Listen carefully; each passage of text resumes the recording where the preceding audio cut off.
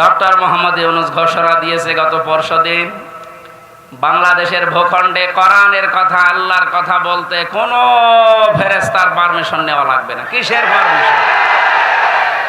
কোরআনে কারিম পারমিশন দেবে যে আপনি কথা বলতে পারেন কিনা।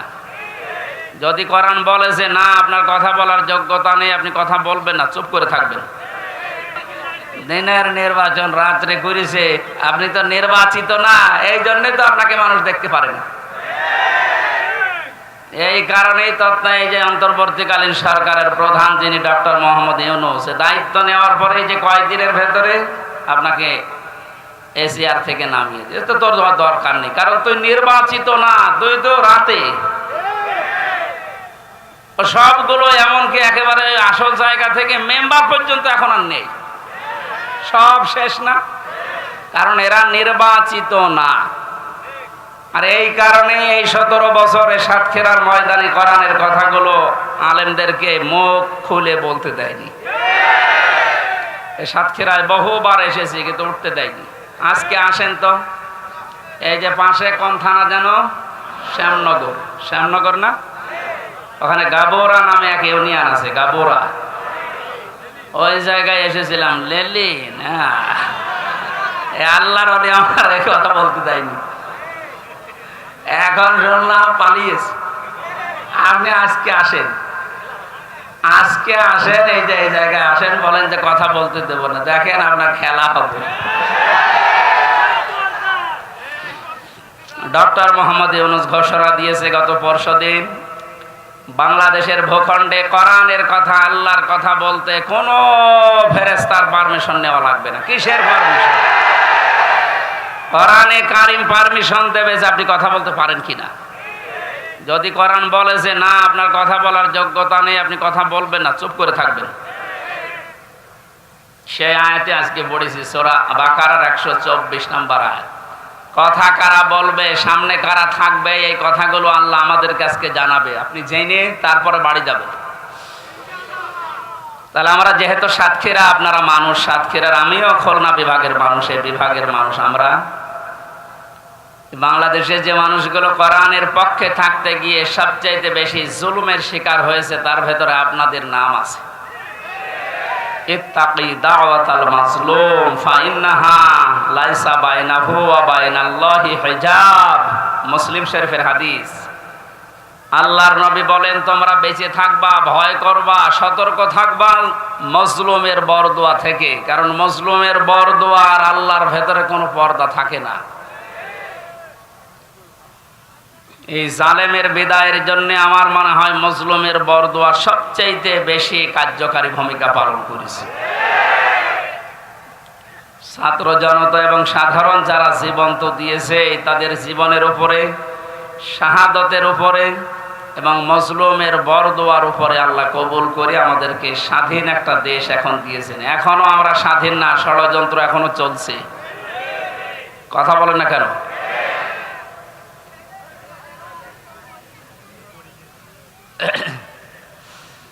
আল্লাহ রাব্বুল আলামিন এই আয়াতের ঘোষণা দিয়েছেন, তিনিই তোমাদেরকে নির্বাচিত করেছেন তার দ্বীনের জন্য।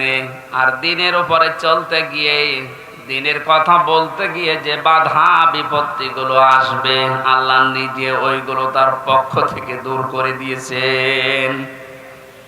মিল্লাতা আবিকুম ইব্রাহিমা হুয়া সাম্মাকুমুল মুসলিমিন, তোমাদের জাতির পিতা হযরত ইব্রাহিম আলাইহিস সালাম। কোরআনের আয়াতকে বাদ দিয়ে জোর করে যারা জাতির পিতা দাঁড় করিয়েছিলেন, একটা আওয়াজ দাঁড়িয়ে নেই, সব মিশে গেছে। এমনকি এক্সপ্রেসওয়ের নাম পর্যন্ত জনগণ এখন পাল্টিয়ে দিয়েছে, জাতির পিতা ইব্রাহিম আলাইহিস সালাম এক্সপ্রেসওয়ে। খাবার পাশ দিয়ে একটা রোড গেছে, ইব্রাহিম খলিলুল্লাহ রোড। বাংলাদেশের বহু ব্রিজের নাম, বহু সেতুর নাম, বহু রোডের নাম এখন আমাদের যিনি আসল জাতির পিতা তার নামে নামকরণ অলরেডি হয়ে গেছে। এই জন্য কোরআনের উপরে মাস্তানি করে কিছু চাপিয়ে দিতে যাবেন না, ওটা টিকবে না। কথা বলেন না কেন? কোরআনে সূরা হজের ভেতরে আল্লাহ মূর্তির বিরুদ্ধে কথা বলেছিলেন যে মিথ্যা কথা থেকে বেঁচে থাকবা আর মূর্তি পূজা থেকে বেঁচে থাকবা। অথচ সেইটা জাতির উপরে মুশরিকদের কথা মতো অনেকেই চাপিয়ে দিয়ে মনে করেছিল অমর হয়ে যাবে। আমার তো এখন মনে হচ্ছে যত টাকা খরচ হয়েছিল এই ভুয়া জাতির পিতার জন্য সব টাকাগুলো এখন পানিতে ফেলেছে। এগুলো যদি মানুষের জন্য খরচ করতেন, এই মানুষগুলোই এই লোকটার জন্য হয়তো দোয়া করলে আল্লাহ কবুল করলেও করতো, কিন্তু যা করলেন দোয়া করার মতো রাস্তা আর তো রাখলেন না, সব নষ্ট করে দিলেন। আমাদের যে নাম মুসলিম, আজ অনেকেই স্লোগান দিচ্ছে তুমি কে আমি কে, বাঙালি বাঙালি, এটা বলা জায়েজ নেই।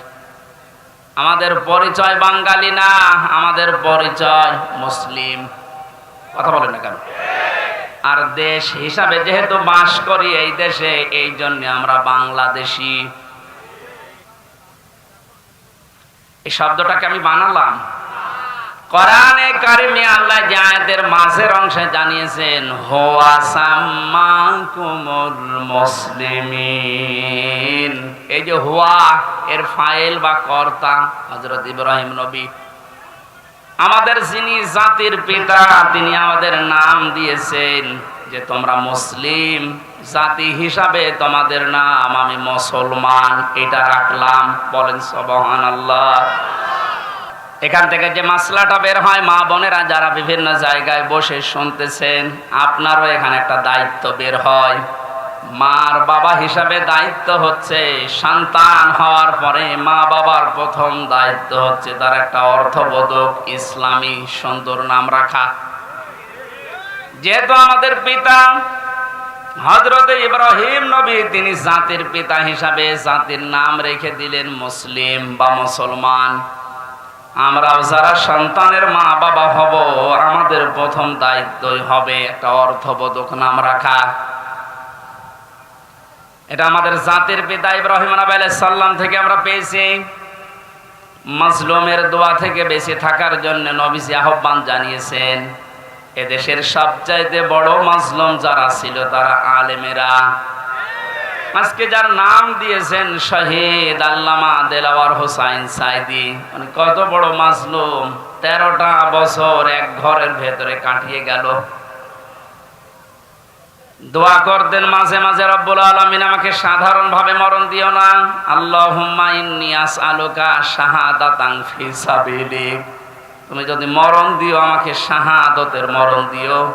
আল্লাহ কবুলও করেছে, সাধারণভাবে মারা যায়নি, ওনাকে মারা হয়েছে। অন্যায়ভাবে যাকে মারা হয় ইসলামের দৃষ্টিতে তাকে শহীদ বলা হয়। কথা বলো না কেন? আবু সাইদকে যে অন্যায়ভাবে মারা হয়েছে, এরপরও যারা শহীদ বলতে রাজি ছিলেন না, এখন চাপে পড়ে তারা শহীদ বলছে। রফিক নামে এক হুজুর নাকি কয়েকদিন আগে ভিডিও ছেড়েছিল যে আবু সাইদ শহীদ না, ওরে জোর করে বুক পেতে দিয়েছে। তাই গতকালকে নাকি ক্ষমা চেয়েছে যে আমার ভুল হয়ে গেছে। ভুল যখন স্বীকার করেছেন, এখন আর উল্টাপাল্টা কথা বলবেন না, কারণ এখন আর জালেমরা এদেশে নেই। জালেম সব পালিয়েছে, আর যারা আছে সব গর্তের ভেতরে আছে। আল্লাহ বলেছিলেন না ইন্দুরের গর্ত পাবা না, তার দোয়া কবুল হয়ে গেছে। ইন্দুরের গর্ত আর পারছে না। আজকেও দেখলাম একজনকে জোতার মালা পরিয়ে জালেমের জুলুমের প্রতিশোধ নিচ্ছে জনগণ। এই 17-18 দিন হয়ে গেল, এরপরও যদি আপনার জোতার মালা এখনো না সরে, তো এ দেশে জালেমদের আর জায়গা হবে বলে আমার বিশ্বাস হয় না। সুতরাং জালেম যারা, ওনারা হয় বিধান নেন আর মরে যান। বহু মানুষের ক্ষতি করেছে। রব্বিলা তাদারনি আলাল আরদি মিনাল কাফিরিনা দাজ্জারা। নূহ আলাইহিস সালাম বলেছিলেন, আল্লাহ কাফেরদের একটা আন্ডা বাচ্চা পর্যন্ত জমিনে না থাকে, কারণ ওর পক্ষ থেকে যেটা জন্মাবে ওইটাও হারামি হবে।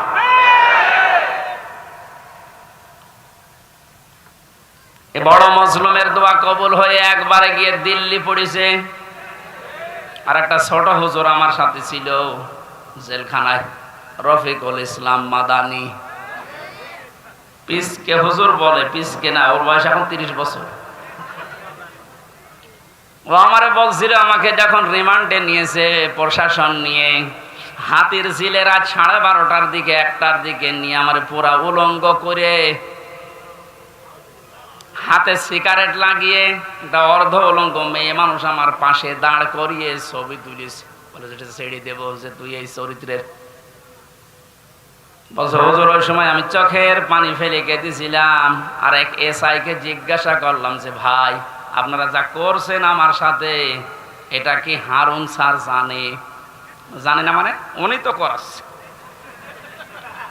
যেহেতু উনি মুসলিম।